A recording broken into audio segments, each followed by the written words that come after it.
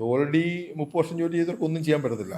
ഞാൻ പറഞ്ഞു എനിക്ക് ഇഷ്ടംപോലെ കോഴ്സ് വരും, നമുക്ക് തന്നെ സങ്കടം വരും, ഒന്നും ചെയ്യാൻ പറ്റില്ല. 2 കാര്യം ഗൾഫിൽ പോകുന്നു, ഇനിയും പോകുന്നവരെങ്കിലും ഇഷ്ടംപോലെ എമിഗ്രേറ്റ് ചെയ്ത് പോകുന്നവർ 2-3 കാര്യം ശ്രദ്ധിക്കുക. പോകുന്ന സമയത്ത് തന്നെ അവരുടെ അക്കൗണ്ട് NR അക്കൗണ്ടിലേക്ക് NRI അക്കൗണ്ടിലേക്ക് കൺവേർട്ട് ചെയ്യുക.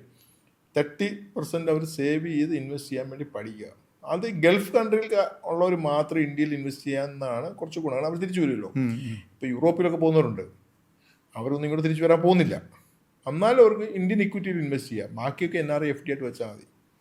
ഇവർ ചെയ്യുന്നതെന്നു വെച്ചാൽ ഒരു ഗൾഫിൽ പോയി കഴിഞ്ഞാൽ ആദ്യം ഇവർ ചെയ്യുന്ന ഒരു വീട് പണിയും. ആ വീടിന് EMI അടയ്ക്കുമ്പോൾ 20 വർഷം കഴിയും. അതൊരു കോൺസെപ്റ്റാണ്, അത് മാറ്റിയെടുത്തേ പറ്റും. ഇപ്പോൾ ഒത്തിരി മാറിയിട്ടുണ്ട്. കാരണം വെച്ചാൽ ഇപ്പോൾ ഈ ഗൾഫ് കൺട്രീസും അത്ര സേഫ് അല്ല. പണ്ട് ഏറ്റവും സേഫാന്ന് ആളുകൾ പറഞ്ഞുകൊണ്ടിരുന്നത്, ഒത്തിരി പേരും ടെൻഷനിലായിരിക്കുന്നത്.